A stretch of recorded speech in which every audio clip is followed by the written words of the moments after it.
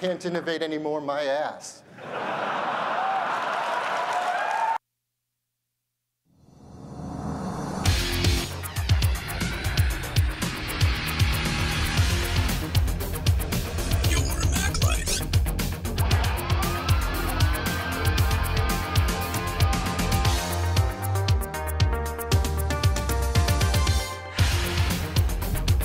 Hello and welcome to Your Mac Life for Wednesday, the 25th day of September, the last day of September. I am Shawn King. Can you see it? This is Alessandra. No one said to talk yet. She's new, folks. I'm sorry. She's new. Folks, sitting next to me, for you folks who are not watching the video, you're missing out. The SIG is here. Yay! Cripple clap, cripple clap, cripple clap. Can I talk now? You can talk now. Who are you? Hi everybody, this is Alessandra. I love how you say your name. Say your full name. Alessandra. Your full name. Alessandra. Oh, so you're not going to give us your last name. Fine, be that way. No, it's secret. It's jeez. You're going to be difficult right off the top. Alessandra is here. She is with me this evening because we've got a big announcement. On tonight's show, on tonight's Your Mac Life, we're going to have, as usual, our good friend Jim Dalper from The Loop at loopinsight.com. And we are going to talk about iOS 7, my first week with iOS 7. We'll talk a little bit about what the SIG thinks of iOS 7. We'll talk about the insane number of iPhones that Apple sold over the past weekend, and probably at least half that many again up till this Wednesday around the world. And we're going to talk, Sly says, I appreciate a girl that gives Shawn a hard time. Thanks, Sly. Thank you, Sly. And we're going to talk about Your Mac Life comes full circle. That's why I wanted to have Alessandra on the show tonight, because for those folks who've been longtime listeners of the show, you know that the show started off in beautiful Vancouver, British Columbia 18 years ago. Sly and I started the show. It went from Vancouver to Nashville, Tennessee, from Nashville to Westport, Connecticut, from Westport, Connecticut to Danbury, Connecticut, Danbury, Connecticut to Pittsburgh, Pennsylvania, Pittsburgh, Pennsylvania to Portland, Oregon, Portland, Oregon to Calgary, Alberta, Canada, and as of the second show of October, back to Vancouver. Yes, Alessandra and I are moving to, again, beautiful, supernatural British Columbia, moving to Vancouver. Not the October 1st show. We'll still be doing that from the museum here in Maurice's place, but we're moving to Vancouver on the second. Is it the second or the third of? Third. The third. Should be the third. Third. She said that. She's Italian. Third. Il 3. 3 ottobre. What? 3 ottobre. Do you speak Italian? No! You know that. You should, because our plan is to go to Italy, so you should learn You said, of Italian. what was it? What? Trey what? Learn a bit of Italian. I'm trying. Trey what? Say something in Italian. Oh, dear God. Trey what? What's the Italian for October? Ottobre. Octobre. Tre. Tre is third. 3 ottobre. It's too hard. It's okay. Welcome to my life, kids. This is my life. So yeah, we are going to be moving to Vancouver in 3rd of October. And so the plan is there, depending on this. So, hey! What are you punching me in the cast for, you crazy person? And depending on this, you'll notice that it's red now. It was purple last week, because a week ago tomorrow, I went into the hospital to get it sawn off. Now, I kind of knew what to expect, but still, we've talked about this before, the incredible lack of communication at Foothills Medical Center is just appalling how awful these people are. Literally, the cast person grabbed my wrist, this is with the purple cast, grabbed my wrist, twisted my wrist, and started hacking away with what can only be called a buzzsaw. Scared the crap out of me. I was like, lady, first of all, it's a broken wrist, don't twist it. Second of all, warn me about the buzzsaw. And so she hacks away at my wrist. And for you folks who have weak stomachs, avert your eyes, because she hacked away at my wrist and then make sure I got the audio, and then showed me, then this was what was underneath the cast. That giant black thing on the right-hand side of that picture is a huge blood blister. A huge, disgusting, nasty blood blister. And you can see the scar. The scar goes from the point where your wrist bends all the way down to about 3/4 towards the elbow. It's a long-ass scar. I'm okay with the scar. I'm a guy. Chicks dig scars, right? Yeah. Use the microphone. It's scary. It's very bad. But the scar isn't so bad. It's that blood blister. And the doctor never saw it. Did not seem to care that I had this gigantic thing on my arm. It was awful. So the plan is go to Vancouver in 4 weeks or 3 weeks from tomorrow, get this thing taken off. Then we'll find out how physically fit I am, to be able to go to Italy. So that'll be October 17th is when the cast is supposed to come off. And the plan is maybe on the 18th or 19th, go to Italy for a couple of weeks. It won't be the grand tour that we had been planning. We could still stay a month in Italy, but you were saying, Alessandra, the weather isn't all that great in Italy in late October, early November, is it? Especially in November, there's a lot of fog in North Italy, so it's not that great, and it's cold and humid. But it's Italy, it's home, so we want to go a bit anyway. Wait, are you saying you don't like cold and humid? Well, I prefer summer. You know you're moving to Vancouver, right? I know, but Vancouver is different. It's on the ocean, so if it rains there, it's romantic, so I like it. What? That makes no sense. It does. It's different. Italy is not on the ocean, especially not where my family lives. You are in a flat place where there is fog around you. You don't see anything, so it's not. Oh, yeah. Look, Brian Monroe in the RC chat room is sticking up for you. You weasels. I knew you guys would stab me in the back. God. Fully expected it. Don't worry about it. I fully expect you guys to take her side of things. But yeah, if you don't like cold and humid, we're moving to the wrong town, baby. Because Vancouver ain't nothing but cold and humid in the wintertime. It's a great city, so there are so many beautiful things. I will stand the rain. Okay, all right.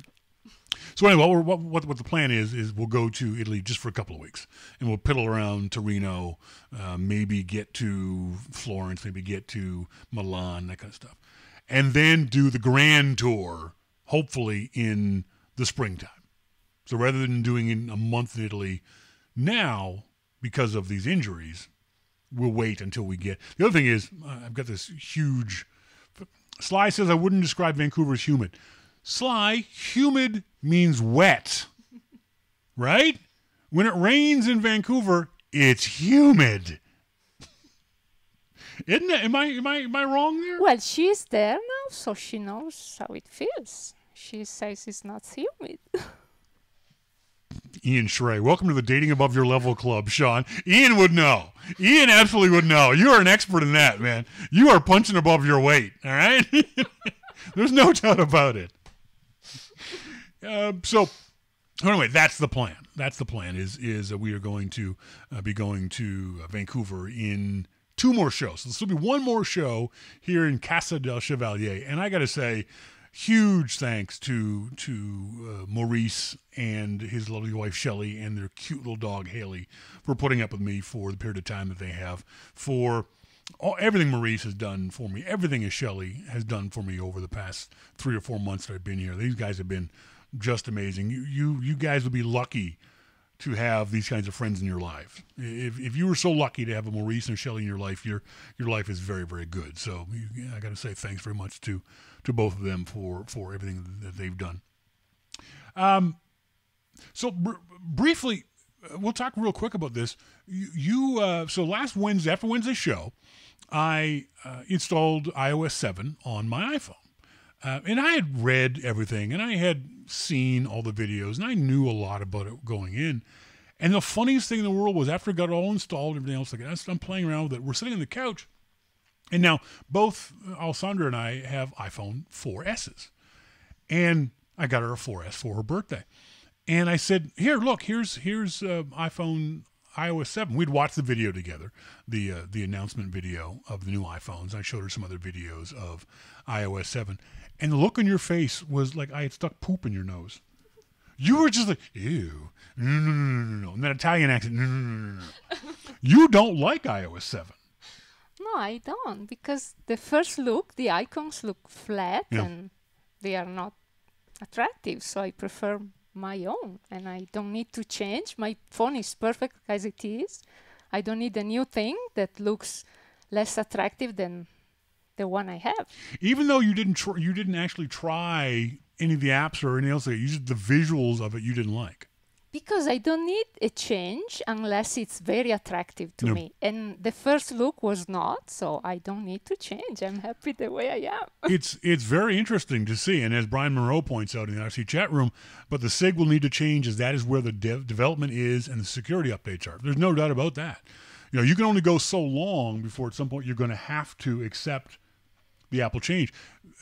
Alessandra isn't a computer person. She's not a techie. She's not a geek. She's not a Mac user. So this is an aspect of using, and this is something a lot of folks are going to have to get used to. This is an aspect of using Apple products that you and I have talked about before, but the walled garden of Apple. The walled garden of Apple is a beautiful garden. There's roses, and there's poinsettias, and there's lilies and lilacs, and there's a pretty path, and over here there's a willow tree to have a picnic under. But if you don't like that walled garden, you're screwed. You got no choice.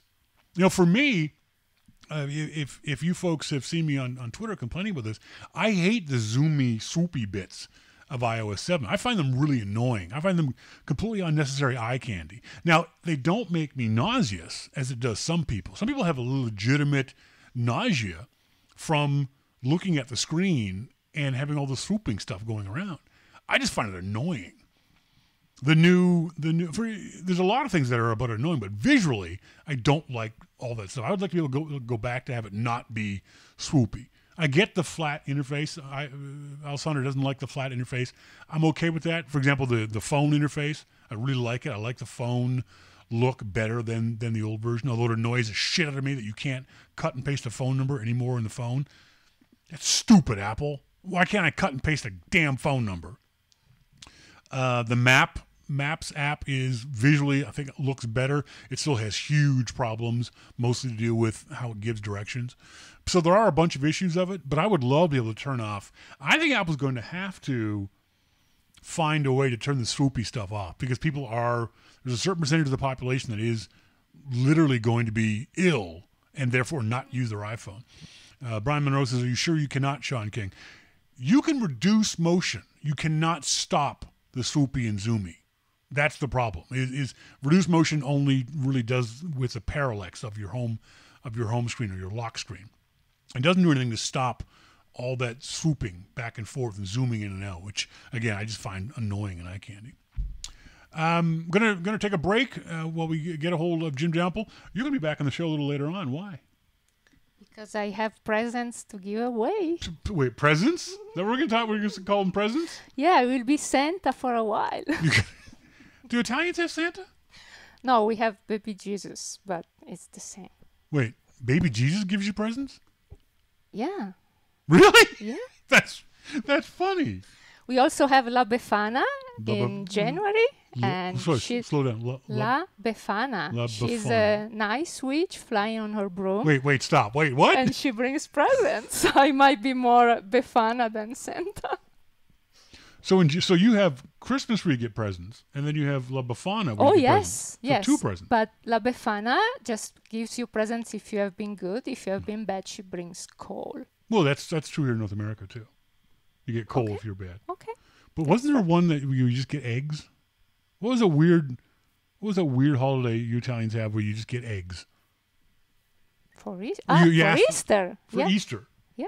You guys go and ask for eggs. Oh no, that's Carnevale. The kids wear costumes and go around. It's like Halloween, but instead of being in October, it's in February. Okay. So kids wear costumes and knock on doors and ask for eggs, and then they go and make a big frittata.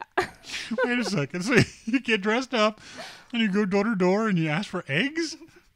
Yeah, and they don't wear scary costumes like Halloween. Just nice. very Where sweet where ones. do you put the eggs? They have a little basket, and they have to be careful not to Well, fall duh. because then the frittata will be on the floor. So they need to take them home to their mommy that will make frittata for them. That's bizarre that you would go around asking why eggs. I understand eggs for Easter, but why for Carnivale? Because then there will be the period where you are not allowed to eat what you want. What's the name? Oh, is that Lent? The Lent. Lent, okay. So before Lent, you are allowed to eat many eggs, and then you do the last frittata, and then you will be on Lent. In northern Italy, the baby Jesus can bench press a team of oxen and ferment grapes with his farts. I don't think you're taking this seriously, Mo. I really don't, Mosquito. I think we're gonna go now. So when we come back from this break, we're gonna talk to Jim Downpool about Apple's record number of sales. We're also gonna talk to him about iOS 7 in his first couple of weeks with iOS 7. This is your Mac Life.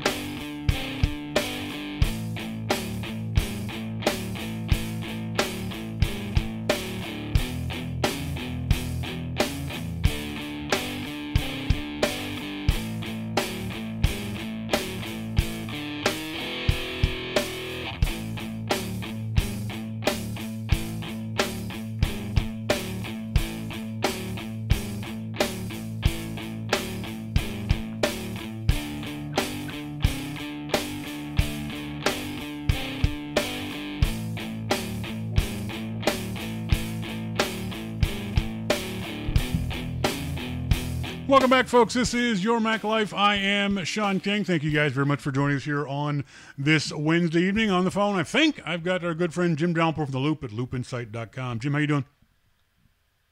I'm doing good. How are you? I'm good. You sound far away. Get closer to your microphone.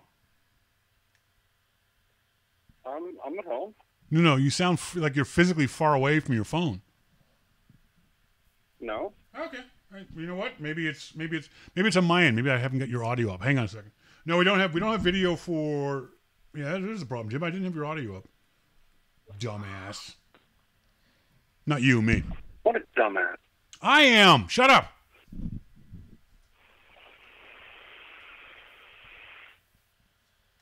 You still there? I am. Okay. Sorry. It's hard to do all this stuff with one hand. I don't know if you know this, but I'm in a cast, so it's very difficult for me to get all the stuff I need to get done while wearing the damn cast. Apple announced 9 million iPhones for sale that they sold last week. Huge deal. It's got to be, right? No, it's massive, huge. I mean, 9 million. That's a crazy amount.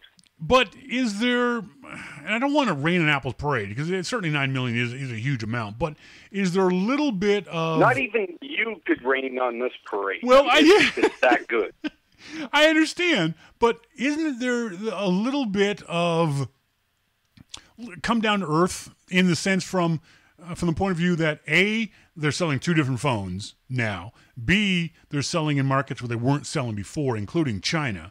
So no, I'm not saying those numbers are fudged in any way, shape, or form. They're still amazing numbers, and Apple had a weekend that other companies wish they could have a year of.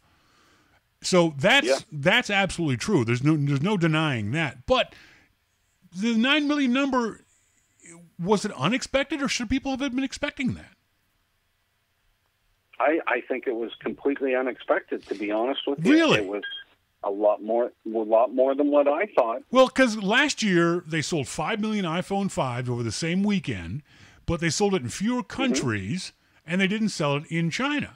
So if someone had asked me, and no one did, I would have guesstimated around 8 million for this past weekend, considering selling more phones, the 5S and the 5C, and selling in the largest market on the freaking planet. I'm surprised that people are surprised by this. Well, and there's something else you need to keep in mind. Apple counts a sale as a sale. Yes. So when somebody actually receives their phone, it's a sale. Yep. So if you count, people that couldn't get one or ordered and didn't receive, or, what, it's going to be a lot more. Yeah, I agree. I mean, this quarter is just going to be crazy. ArcSign in the RC chat room says, Shawn... Sorry, go ahead. No, go. ArcSign in the RC chat room says, ask Jim if it's good news that Apple boosted sales so high with essentially last year's design. Well, you know what? It's interesting. I think that the 5C sold a lot, but we know that the 5S also sold a lot because they're sold out of some of them, especially the gold model. So the thing that the 5C did bring for a lot of people, two things. Colors. Yeah. People love the colors. I mean, they like to personalize their phones. And price. Those are two huge, huge things. So, yeah, in effect, what Apple did was just repurpose last year's phone, put it out, and, sold a buttload of them. Mm-hmm. But that's not a bad thing. It's still a very powerful phone. I don't think that Apple is particularly surprised that the 5C sold as well as what it did. I think that they probably expected it. Now, 9 million, maybe even they were surprised with 9 million, but, let me throw this out at you. We know that people like this type of stuff. Let me throw this out at you. The vast majority of people who bought... Geez. Here we go. No. I think you're going to like this. The vast majority of people who bought those 9 million iPhones, I'd be willing to bet, and we're never going to find out from Apple, I'd say 75% of those iPhones were iPhone 5S's. Those were the early adopters. Those were the folks who saw the video or saw it on the news or are tech geeks or are Apple fans who ran out and bought it.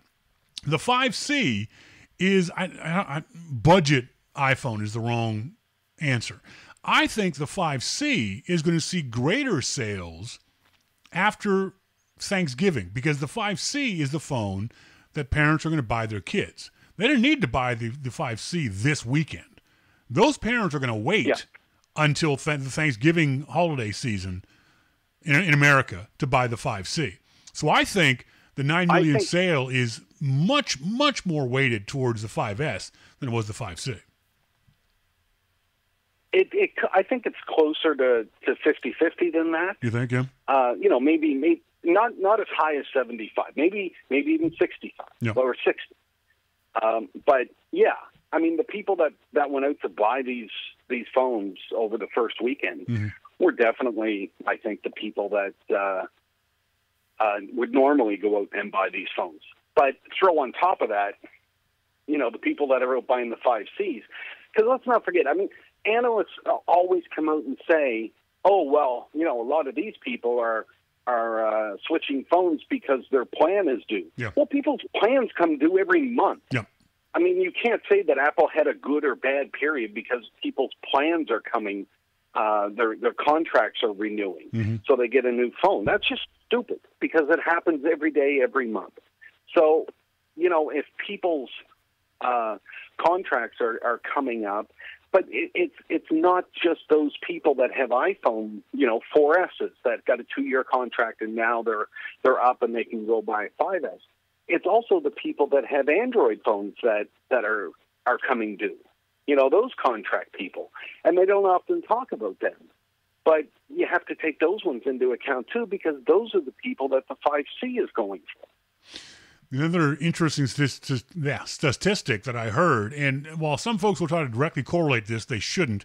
The folks at Gazelle, the folks that you can send in your old iPhone and Android devices, said that for 1 hour from 10 a.m. to 11 a.m. on Saturday morning, they took in 18,000 requests for trade-ins on Android phones, on specifically Samsung Galaxy phones.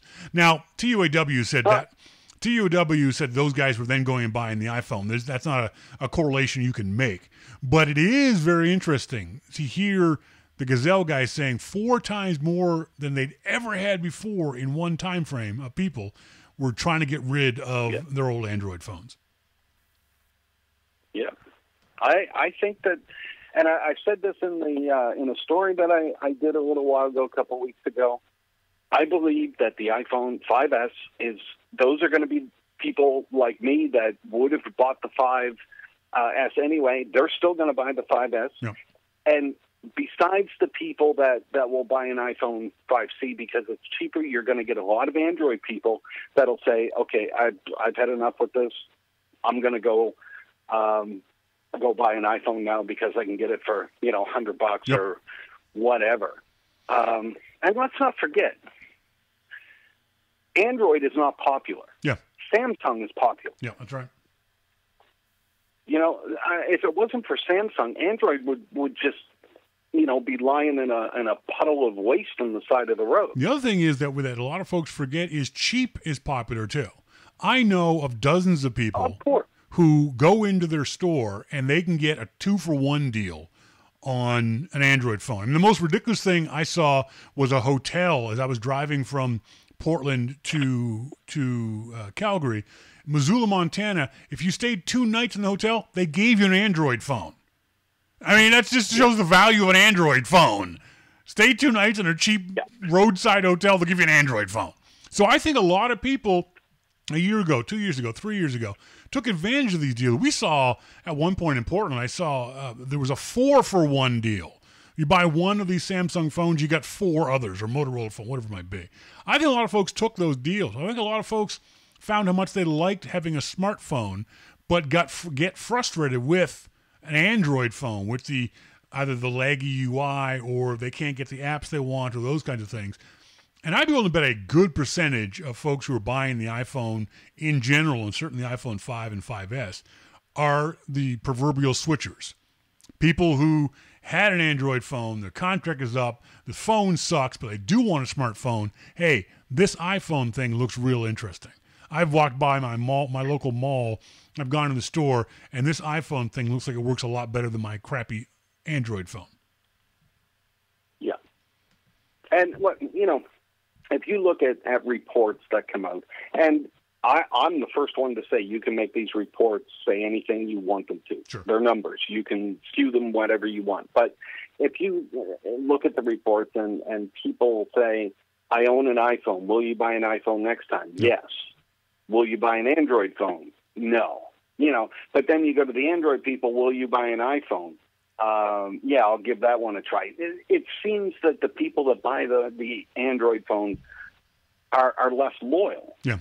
Whether it's because of service or, the phone or whatever it is, or, I think as a society we're less loyal these days than what we were in the past. Mm-hmm. I mean, our parents always went to the same gas station because, Joe owns it, and I've been going there for 40 years. Yep. Of course, I'm going to go there, and you go to the same. We don't do that. We go to the grocery store that has the lowest prices, Yep. and we go to the gas station that's more convenient, and that's it. That's the way that we go these days. So there's a lot less loyalty, it seems, in the Android people. Is that because they're cheaper phones, or I don't know, but it's just appearances. That's what it seems like. I agree. I think that's one of the things that if you read between the lines of the things that Tim Cook has been saying on stage and in interviews over the last couple of weeks, Apple doesn't want those people as customers.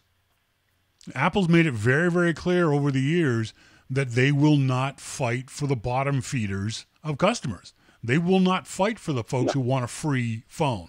They refuse to have those guys as customers. Apple could certainly have made the 5C a $200 phone if they'd wanted to. They didn't, because they don't want those customers. They don't want those people. It's been shown, many studies have shown that the low end of the customer costs you more money than what they're worth because they complain more. They need more tech support. They need more hand-holding. They have no loyalty.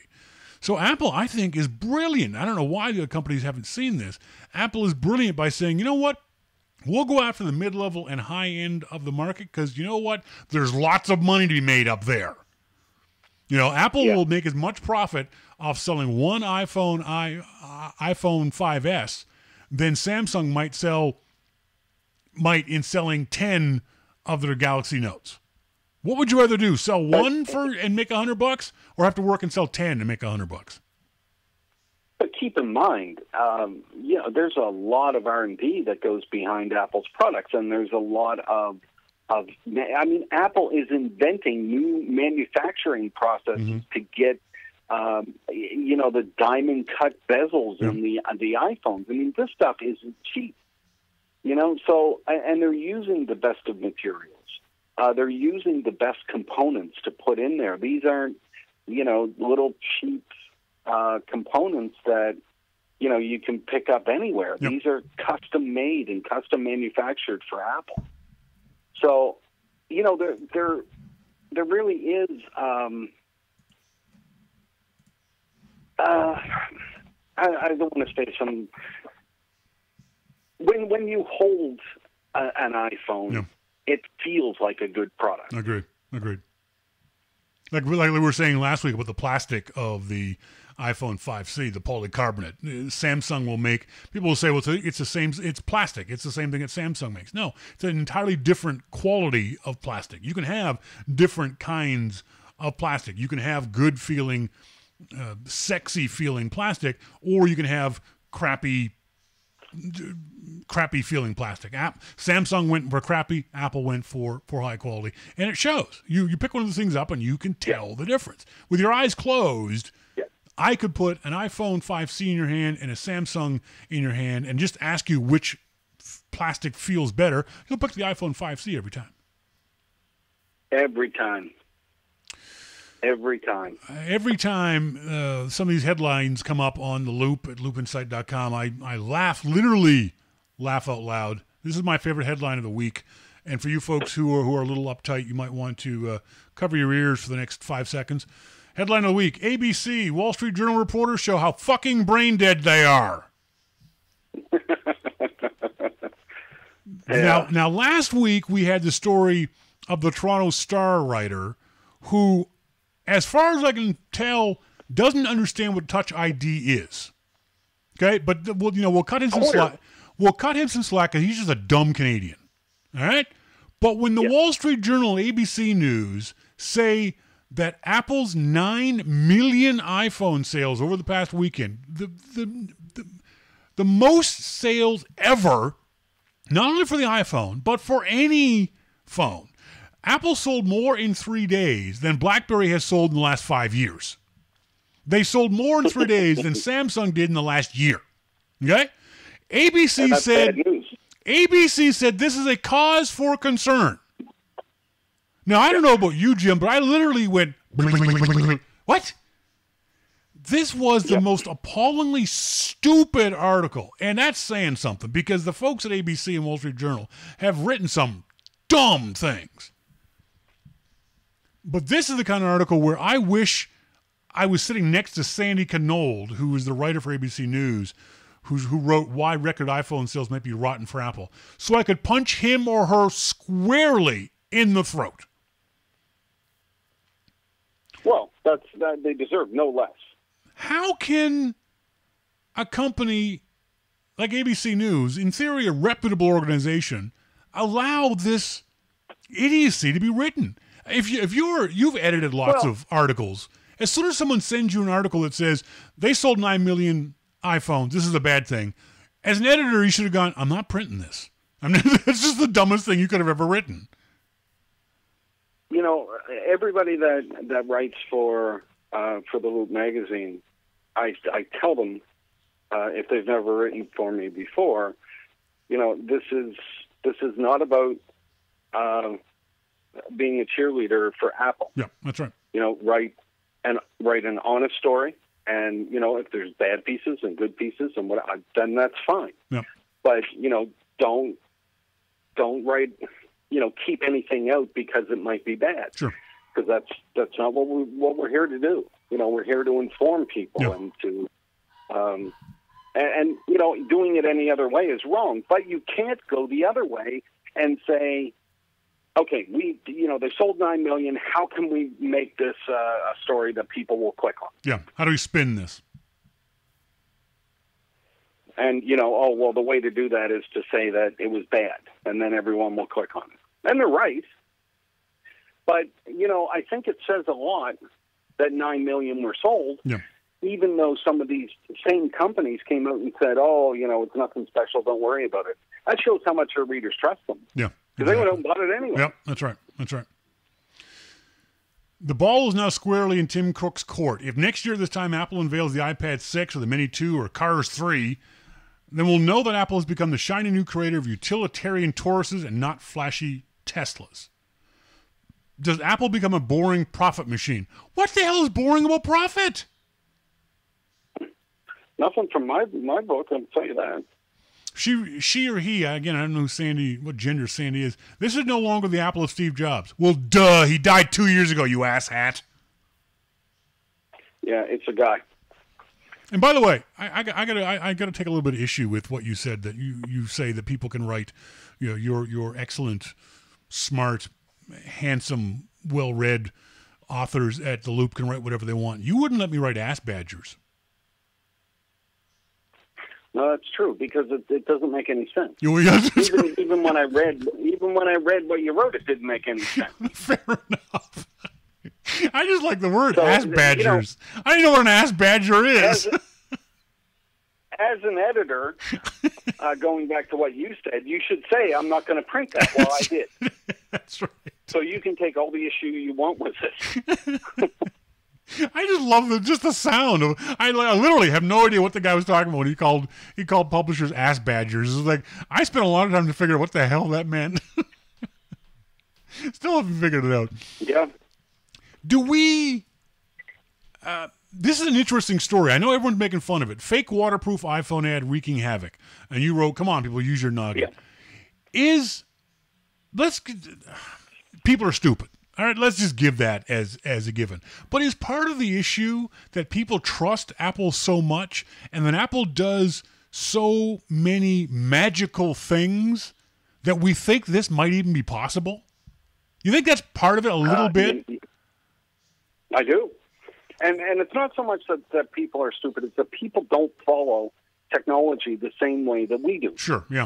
The listeners here, you and I, we follow this every day. No. And this is what we do. And even if we weren't doing this, we probably follow more than what most people did. No. But we have to remember that, 90% of the population doesn't. Yeah. So you say, oh yeah, all you have to do is lay your thumbprint down on the iPhone and it unlocks itself like magic. Oh yeah, and it's waterproof too because it's got this button that when it hits water, it just turns everything off. People are going to believe that. Yeah. And it's because we just don't. I don't know that we have any feeling of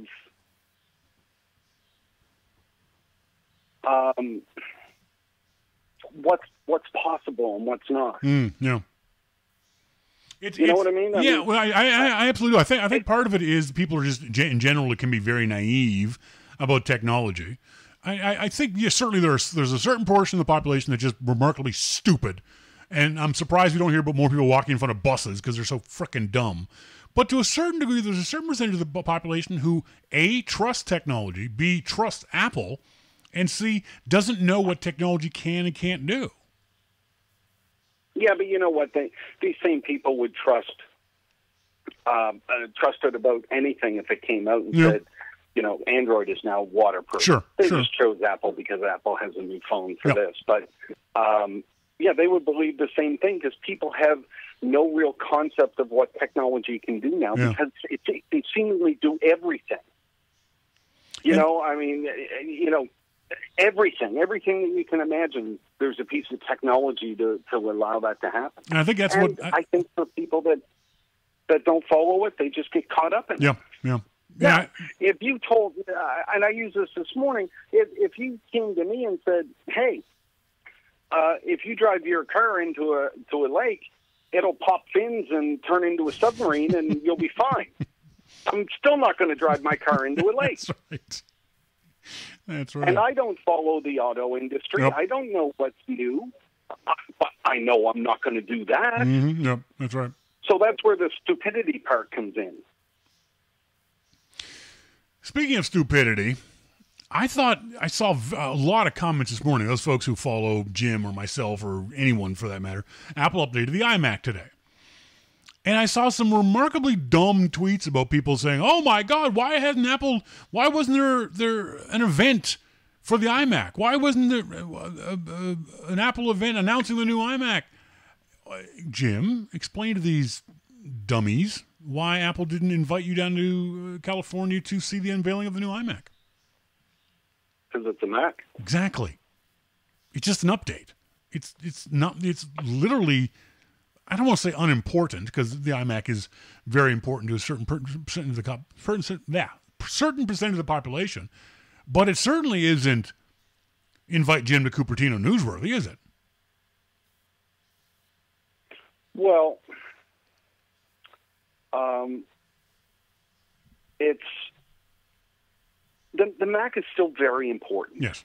To Apple, and people will ask, well, they introduced an iMac. What was it, last year or the year before with the new design at an iPad event? Why did they do that? Well, because it was a new design. That's what they were showing off. It wasn't the fact that it had a faster processor. It was a brand new design, and it was really thin, and it was really beautiful. Yeah. So, that's what it was about. They didn't spend a whole lot of time on it, but they spent some. And don't get me wrong, this is a big deal. If you're in the market for a new iMac, this thing is a great machine. This thing has got a great price point. It's got the new Haswell chips in it. It's got, you can get up to 3 terabytes of hard drive space in this thing. If you're in the market for an iMac, this is the machine you should not buy. You know why I say you should not buy it? Because the Mac Pro is coming out. Bad for Apple? because the Mac Pro is coming out next week. I would recommend that anyone who is in the market for the iMac, wait. Do not buy the iMac right now. Wait until what you see the price point. The Mac Pro's coming next week? Not next week. No, next month. Oh. Sometime in October, Apple's going to announce the Mac Pro. Probably after they said that they would. Yes, probably after the iPad event in early October. You heard it here first. So, because I think Apple's going to follow the same script. They're going to invite you guys down in early October, announce the new iPads, and then the week afterwards announce the ship date and the cost of the new Mac Pros. And the new Mac Pros will dictate whether you get yourself a Mac Pro maybe or an iMac. The top-of-the-line non-build-to-order iMac is $2,000. I think that says that the bottom of the new Mac Pro line will be $2,200 to $2,500. Do you agree? Well, to be honest, I don't think much about price. Okay. But I think Apple's going to keep the price point of the Mac Pro above the high-end iMac. I don't think they want to have that competition, that choice. But still, wait. They have a crossover point of $199 with the iPhones. Yes, but I think that's iPhones. I don't think that's going to happen with iMac and Mac Pro. Yeah, I don't. I mean, most people that look at the iMac and then look at a Mac Pro, I think those are different. They can be, but you know what? Maurice here at the University of Calgary, they're using iMacs for some heavy-duty computational stuff. They're not using Mac. Yeah. I mean, so the iMac. Don't think you can. Yeah. But if you're going to buy a Mac Pro, then you're going to need a monitor, and you're going to need this stuff.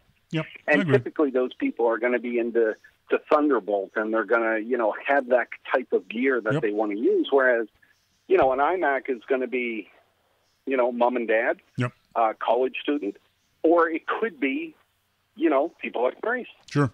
Yep. That can go and do this. Yeah, it can be almost anybody that will get an iMac. As Brian Monroe says in the IRC chat room, they are different buyers, Shawn. Yeah, they are. There certainly are. But there is going to be some crossover. But still, wait to find out what the Mac Pro price is before you go for the. I'm saying if you're in the market for the top of the line iMac, wait to see what the Mac Pro might offer you. If you're going for the mid range or the low end iMac, go ahead and buy it. I think you're going to get a great machine at a great price. But I think if you're looking at the thing is, you can do so much more on an iMac these days. I mean, you can probably do as much on one of those new iMacs as I'm doing on my Mac Pro. Oh yeah, right now. Absolutely, yeah. They're crazy powerful. Yeah. And really, they're listed as or thought of as a consumer machine. Sure. Yeah. Let's talk about iOS 7. I've finally been using it. I upgraded my iPhone 4S last week after the show, and upgraded to iOS 7. The process went fairly easy. It wasn't any glitches or anything else. Basically, I left my phone alone till it finished its thing. I don't want to say I don't like the new icons and the new, let's call it, flat look. I'm going to say it's going to take me some time to get used to. The visuals of iOS 7 will take a little bit of time for me to get used to. That being said, sorry, go ahead. No, go ahead. That being said, the first thing I noticed about iOS 7 that wasn't a matter of choice, that literally just annoyed the living hell out of me, was the swoopy zoomy stuff. Oh, dear God, I hate the swoopy zoomy stuff. I hate it. I just find it really annoying eye candy. Pointless eye candy. Let me go back to your first thing first. Yep. I installed iOS 7 as my main working OS about a month, maybe a month and a half before it was actually out. It was around beta 4. Yeah. That I installed it. I thought I had installed it before on, just test devices, but beta 4 I thought was really good, and I just went ahead and installed it. And I had the same reaction that you did. It's not that I didn't like it, but it would take some getting used to. Today, I opened up Monique's iPhone 4S, and it's still on iOS 6. I cringed when I looked at it. I really did. I thought, oh my God, this up until a month ago, this is what I was using. Yeah. Oh, yeah. And loved it. But not anymore. You know, I really am a fan of iOS 7 now. And I think a lot of it comes down to readability of the OS. Yeah. You know, whether it's a font choice or a design choice, or, you know, when I looked at Monique's phone, you know, it had all the gloss and the lighting effects and, you know, all that kind of stuff. And I just thought, I don't need that. Yeah. You know, and it kind of surprised me, and I dare say you'll probably do the same thing in a couple of weeks. Like I said, I don't mind the look. I don't love it. I don't hate it. I don't mind it. It's okay. It's as I was telling Alessandra, we don't really stare at our screen full of icons all the time. You know, it's not something we do. We don't actually look at them. So I don't mind the icons being flat. It took me a little bit of time to get used to where they were, because the visual cues for a lot of the icons is how I found them in my folders, because I could see the photo folder icon, and now I had to find out, okay, Apple's changed it, it's over here now. Okay, great. But the swoopy zoomy stuff I found really annoying. And as we've seen from several articles on the web, it can actually cause nausea for some people. It can cause vertigo for some people. It's not that bad for me. And a lot of folks, Brian and Sly and folks in the RC chat room, are saying they love the swoopy zoomy. But for me, I just find it just annoying eye candy. I don't, and I think, and I hope Apple will find a way to turn that off. To give the user the option of not having the swoopy zoomy thing. Well, they do have sort of an option. Yeah. You know, you can reduce it. Yeah, but reduce doesn't stop. I mean, I've got reduce motion turned on, and it's still swoopy zoomy. You're just such a pain in the ass. I know. The other thing I found really annoying, as his shadow says in the RC chat room, I do not like the Safari icon. There, I said it. It's not I don't like it. I didn't know what it was at first. I thought it was the compass. I was like, why is there a compass in my dock now? It's just stupid. So I'm scrolling through trying to find Safari. Like, where did Apple put Safari? Damn it, where's Safari? It wasn't until I poked the little compass thing that I found out that was Safari. The changes to some of the icons I found annoying, but again, not enough to want to go back to iOS 6 or things like that. The Map app, I think, is visually much better than the previous Maps app. It's still not as good as dedicated GPS. I've been using it. Alessandra and I have been using it for a while. And if you've used a Garmin GPS, you'll hate both Google and Apple's maps because they don't work as efficiently as a dedicated GPS, but that's to be expected. But when it comes to the overall look and feel of it, have you noticed battery life has been affected, Jim? It's interesting. The battery life, now, for anybody that doesn't use a beta, you need to understand that during a beta period, and this is one thing that really annoys me about, people that do reviews of beta software. During the beta period, the battery life on things like this always sucks. It's terrible. Because there's debugging code in the background, going on, and everything isn't efficient. It's there, to make sure that developers can run their app. So what happens is a regular user downloads it and puts it on their phone and gets, like 4 hours of battery life and then writes this thing, and it's terrible.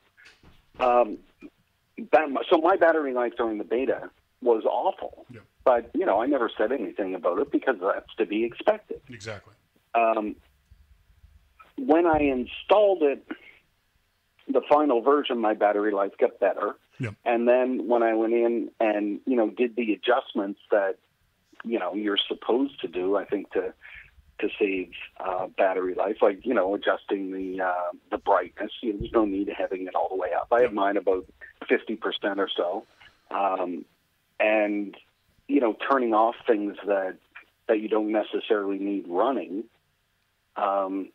that's my battery life is fine now. It lasts me about the same amount as what other iPhones did, and in my normal working day, that's about the day. It'll last me the day. At some point throughout the day, I'm going to plug it in and charge it, whether that's at night or, if I know that I'm going out at night, I'll make sure to plug it in for an hour or so during the day to top up the charge. Yeah. But that's just normal stuff. For me, what I've noticed, and that's why I haven't said a whole lot about it, because I think it's a little bit unfair, because of the cast, because of the accident, I'm sitting on the couch with my thumb in my butt for 12 hours a day. So I'm using my iPhone a lot more than I would normally in a normal, quote unquote, normal day for me. And so, yeah, my battery life, I have to plug my iPhone in at some point during the day. I get up, let's say I get up at 9, let's say I get up at 9 o'clock, I'm generally using the iPhone in some way, shape, or form all day long. By 3 or 4, I'm probably down 25% battery life. I don't know if that's I don't know if that's iOS 7 or whether that's just I'm using the phone a lot. So it'll be a while before I'll know. You could also turn the settings so that would be gone by noon. Yeah, exactly. That's right. Yeah. Turn on background app refreshes and turn on location services for every app, and all this crazy stuff that you can turn on that don't need to be there. Yeah. Then your battery's going to get chewed up. That's just the way things are. Yeah. It would be the same on any mobile device. It is a mobile device. Now, I heard you talking about something that I thought was very interesting last week on some frickin' podcast. You were like on 15 podcasts last week, you whore. You were talking about, and you briefly mentioned it on the show last week, but let's talk a little bit more as we wrap this up. The how much you personally like the camera on the iPhone 5S, even though you are not a photographer. You like this camera a lot more, and you're taking more pictures than you ever have, haven't you? Yeah. Explain to the audience why that is. Yeah. I have no idea. Because it takes better pictures. Yeah. There's something in there, a little magic man or something inside my camera that makes it take better pictures. And that's really all that I know. Honestly, I mean, I'd like to talk to the little guy sometime just to find out, what he's doing. But I know exactly what it is, Jim. You want me to tell you? I see this all the time in the photography classes I teach. I see this all the time from people as they learn more about photographs. As you take better pictures, you want to take more pictures. As you see yourself, yeah, but I still do the same thing. Exactly, you still do the same crappy actions that you did before, but because your camera can take better pictures, you're more happy with the results. Therefore, you're more encouraged to take more pictures. Absolutely. You feel better about the photograph you just took, so you want to take another one. You feel better about that one, so you want to take some more. That's what's happening. I think that's something we briefly touched on last week, that you don't care about the camera. You don't care what the f-stop is. You don't care what the aperture is. You don't care what the ISO is. You don't even know what those things are. And I could care less what they are. I think that's going to be huge with the iPhone 5S in particular. Because Apple, and I think this is an exponential thing with people who take photographs, is as you get happy with the photographs you take, whether it's because you took a class and learned something, or whether you're using a better camera, as you are with the iPhone 5S, you enjoy taking photographs more. I think that's going to be huge. I think we're going to see people like you, people completely average, everyday people who don't care about cameras, taking more better photographs almost by accident, because the iPhone 5S is so much better technology-wise than any phone camera out there. Approaching... Well, that's exactly what I need. If you gave me manual settings on that camera, I probably would never take a picture Exactly. Again. That's right. Because you don't care enough. I can. If you tell me that all this stuff is built in, I don't care about that either. Yeah. But if I could just point and shoot and take a better picture, yep, that's what I care about. Yeah, exactly. And that's all that I care about. It's going to be interesting. So, It was announced on Monday. I'm sure you have your review unit. When will we see your Surface 2 review? Yeah. If Microsoft sent you a Surface 2, would you review it? I would. Really? See, if they could send me one, I couldn't care less. Sure. I'd send it back, return to sender, address unknown. It would be the funniest review of all time, but I said the biggest problem with the Surface is that nobody wants it. Oh yeah, absolutely. And that's the problem. And the corollary to that problem is Microsoft doesn't understand why no one wants it. I think that's almost more important. Microsoft has no clue why no one has an interest in the Surface. Microsoft has a different outlook on product development than what Apple does. Sure. Apple looks at an iPhone or an iPad and says, okay, we need to make a tablet that is portable, that it has good battery, and that people will have fun with, and it'll be magical and elegant and all these other words. And that's what we need to build. Microsoft looks at it and says, how can we sell another copy of Windows in Office? Yeah, exactly.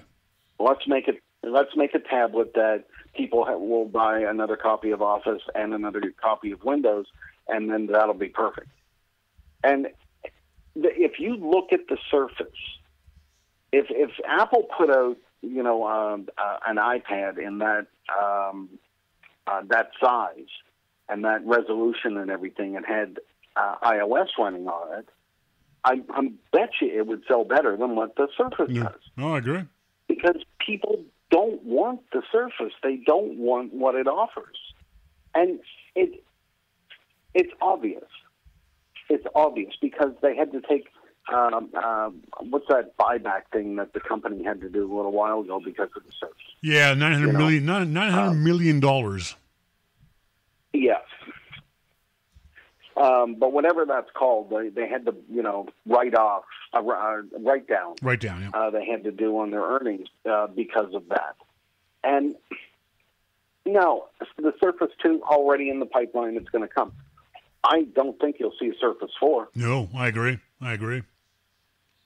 Not under the same strategy that they have right now. Microsoft is going to have to overhaul its entire strategy in order to make a Microsoft tablet successful. And there's nobody at Microsoft that has the balls to do it. Binky just popped in the IRC chat room and says, well, the friggin' Surface is like a jumpsuit. Sure, it does the job of both a shirt and pants, but who the hell wants to wear one? That's why we love him. That's absolutely true. It's a jumpsuit. It's the jumps through the tablet world. And who the hell wants to wear a jumpsuit? Yeah.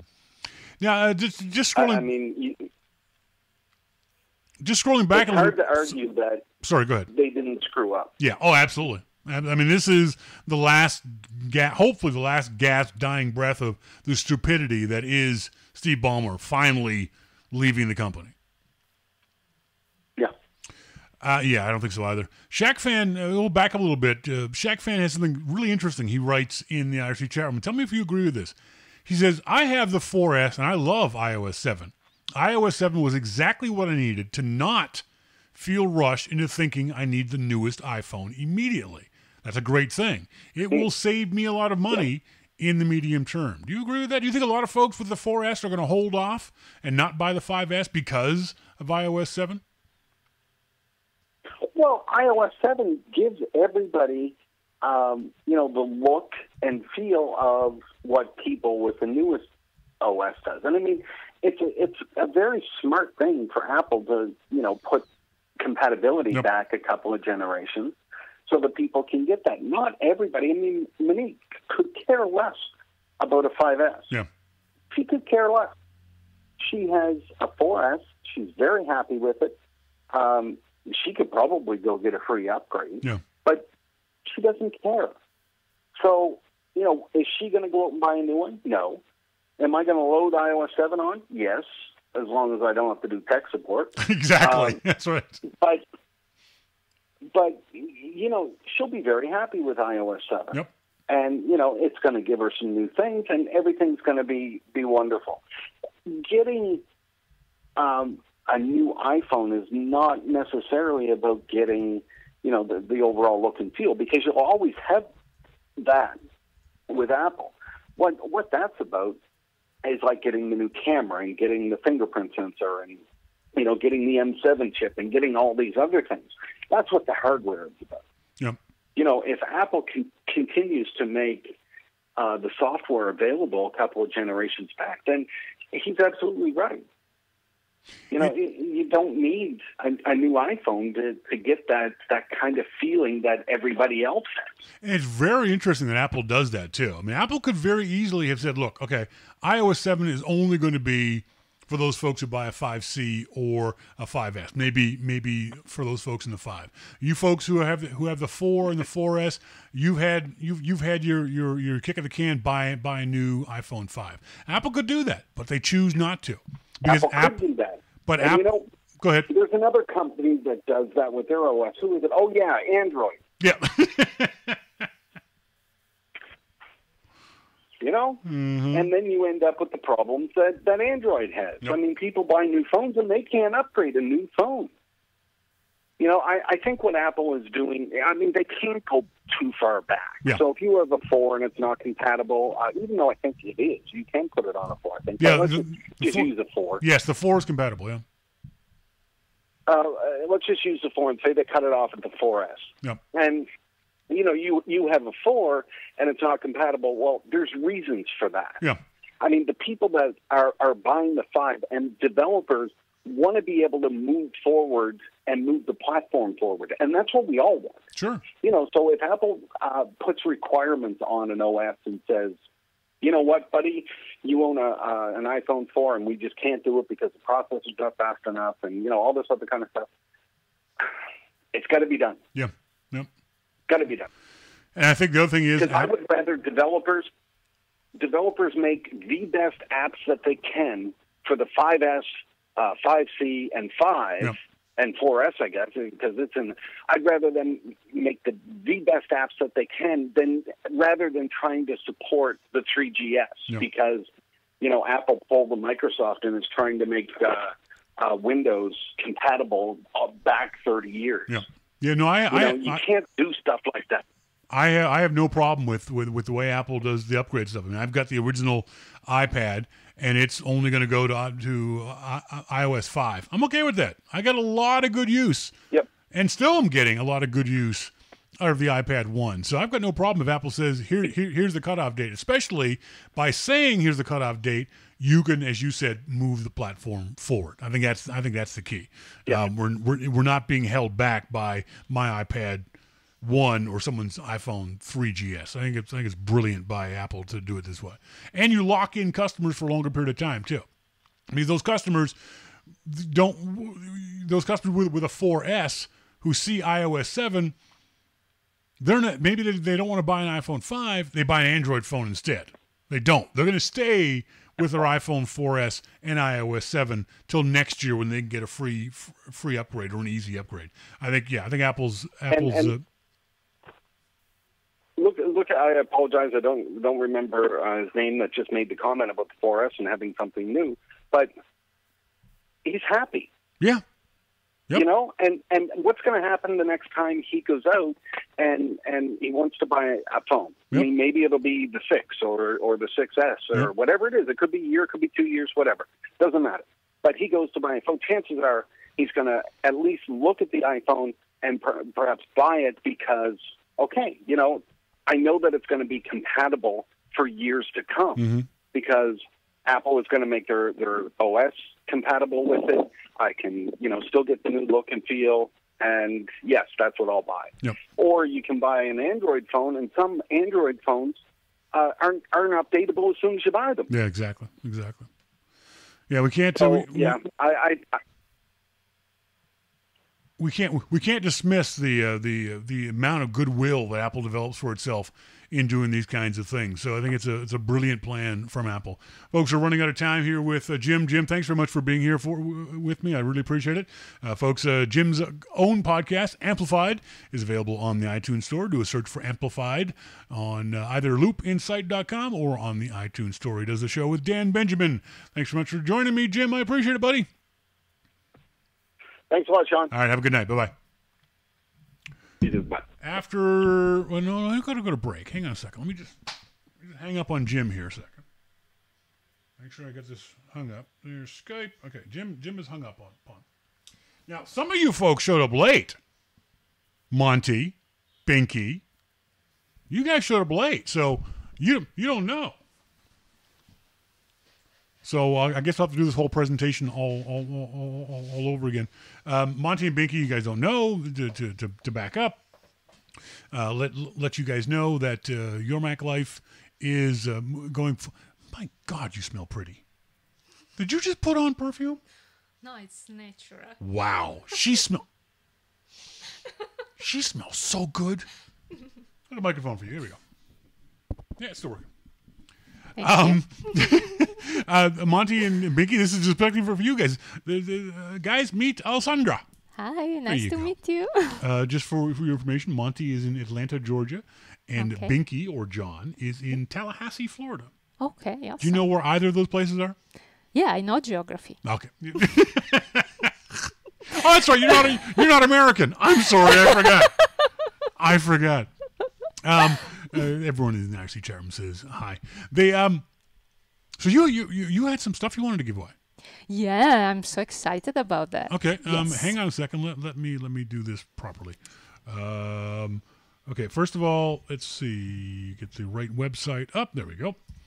You're excited about this? Wow, I didn't realize you'd get excited about it. Because I like to give away things, Oh. especially when it's good stuff like this one. I really like this case for iPhone 5, but I'm like you now. I only have one hand available, so I need your help to show it. Oh, okay, yeah. No, Okay, if you could hold first it. of all, put the pieces together. Yeah, What's the company name? the company name, Hard Candy. Hard Candy Cases. Hardcandycases.com. And this is it's not only a two-piece case, so it comes off like it's a slider case. So you put your top bit in there, and then you slide it on, and it just clicks into place. But You can change color. now, say I don't get this. You change the color. Sorry, there's the back. And there is another option, silver. It's very cute. It's a plastic case. Really? You can change it based on your mood, or if you try the three of them and then you pick up the best one and you keep it forever. Website is hardcandycases.com. I'm posting it in the IRC chat room for you guys. They have colors. They have antique white.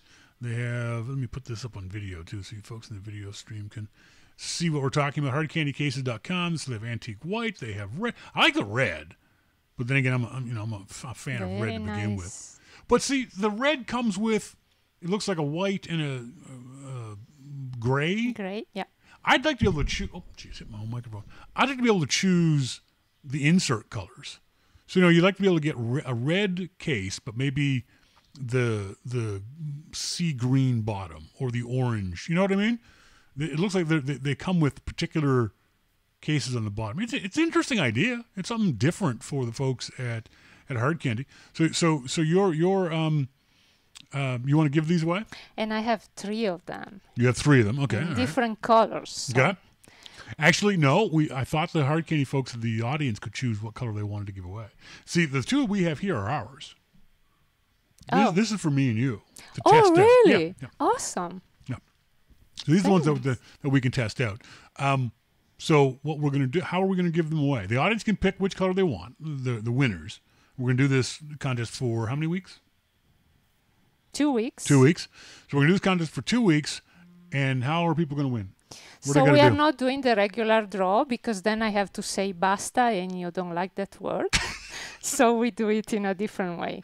Okay. Listeners have to send a nice picture of themselves with their iPhone 5 and we will pick the best ones, the one that we really like and it's really special, and we look at it and we say, "Oh wow!" And How are they going to take a picture of themselves with their iPhone 5? They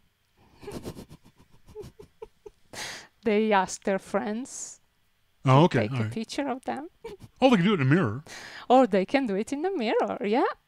but Yeah. it's got to be recognizable as an iPhone 5. Yes. 5C, sorry, the new iPhone, 5C or 5S. Right? Yes. Okay. Yeah. And then we will pick the best ones, and then they will receive the prize. Okay. So we got, you said 3 sets of Yes. they're called Hard Candy, Hard Candy. Harvest Craft Slider for the iPhone 5 and 5S. So this, email. So send me the emails to contest@yourmaclifeshow.com with the picture attached, JPEG attached. And in 3 weeks, the first show in Vancouver. Oh yeah. Oh, cool, good. Yeah, So awesome. the first show in Vancouver, Yeah. we'll give away these cases. Yes. Yes. It won't be the first 3 people, so take your time and get a good picture. I think we'll go by the picture we like the best. Yes. The one you like the best, because you're the prize girl. Yeah, I will be. So I will also ask for your opinion, but You- I will take the final decision. So, so you want to be the prize girl? Yes, I like that. You want to be the I like YML it. prize girl? Yes, All right. yes, please. All I right, want so- to. And I will not stop this time. I will do this many more times. Okay. I All like right. it. So, all right. So it looks like we got a prize girl now. Yes. That's cool. Who knew? So yeah, it's kind of funny. So send the picture to contest@yourmaclifeshow.com of you holding your iPhone 5, 5C, 5S. And in 3 weeks' time, we'll announce we'll do it on tonight's show, we'll do it on next week's show, and then the first show in Vancouver. Monty's going, Vancouver? Yes, Monty, the show is moving to Vancouver. If you'd been Yay. here on time, you'd know. Yeah, yeah. Monty, you know why we're moving to Vancouver? It's her fault. She's making me go. Really? Is it? I thought you loved Vancouver. I Love thought you Vancouver. were convincing me to go. Thanks for backing me up on that. You know what? Yeah, Vancouver is my second home. It's Halifax will always be my hometown. That's the place I was born and brought up and raised. But I love Vancouver. The beauty of Vancouver, the weather, I guess you could say, even in the wintertime. We've already got snow in the mountains here yeah. in the Rockies. And I'm not talking like frost. We're talking full-on skiable snow. Real snow, yeah. There's no such thing as fall in the Rockies. You went from summer, winter. It's already in the minus temperature Celsius-wise. It was -2 yesterday, which is -2 yesterday Celsius, which is like 29 or 30 Fahrenheit. It's late September. Yeah. It's damn cold outside. So yeah, I definitely love the idea of going back to Vancouver. So that's what we're doing, Monty and Mickey, in 2 weeks. We're still doing this show, and then the first show in October, right? October 2nd, you said? October 2nd will be the last show. October 2nd will be the last show here in Calgary. And we leave on And then the we're 3rd. driving to Vancouver. We'll stop off in Vernon to see my friends Glenn and Sue.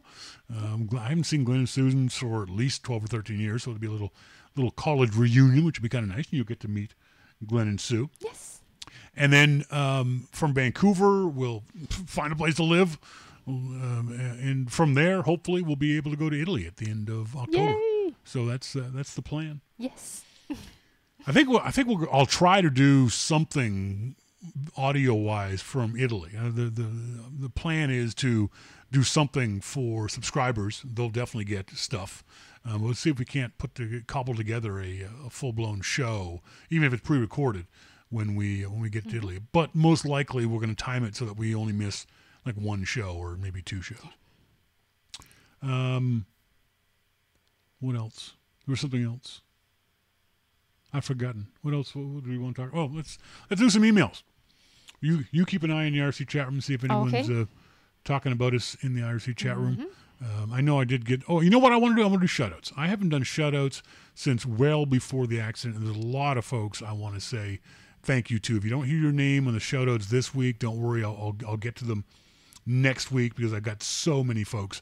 Alan Megrig, Allison Brodsky, Ashley Rose, Webb Bixby, Brad Strickland, Scott Brownstein, Carmen Johnson, Christobel, Christina Dunning, Kurt Blakeney, Danny Wax, Dave Merton of the Mac OSG, Dave Martin of Apple.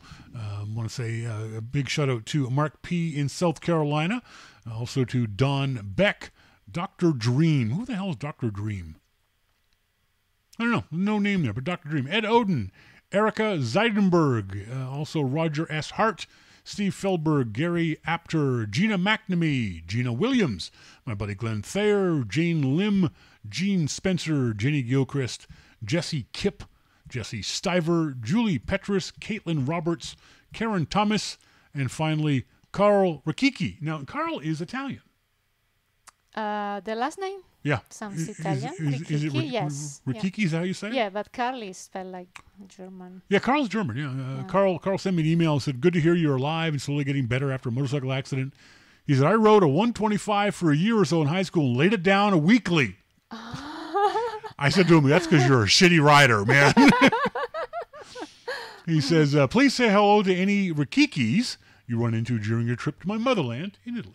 Yay. We will, if we see Rikiki, we will say hi to them. Yes. Warren Mickelson was asking about anyone here who was updated to iOS 7. Is there a way to turn off the automatic downloading, updating of apps, but retain the ability to update them one by one as desired? This is something I utterly hate, automatic updates. I've never liked them on anything. The Apple TV debacle of last week is a perfect example of, as much as we love Apple, we can't trust them all the time to have updates that are stable, that are good. And I turned off, the first thing I did was turn off automatic updates of my apps. I want to be able to look at my apps on an app-by-app basis and turn it off. For some folks, it's fine. For some folks, I know for Alessandra and I know for Sly, because where's your phone? On my purse. Go get your phone. Okay. Sly, while Alessandra's getting her phone, Sly, look at your phone and tell me, Sly, how many apps are waiting to be updated on your phone? Here. Now I got one hand. Me too. Yeah, you too. Sly, how many you've got? 12. That's not bad. You usually have like 40. Sly's only got 2. MacMan's got 36. Alessandra's got 12. Yeah. That just drives me crazy. Binky says he loves auto updating. If you like auto updating, it's great for you. I personally don't like it. This is one of those things that I love for Apple to put on for people like Sly and Alessandra and apparently MacMan. Monty has 87 updates.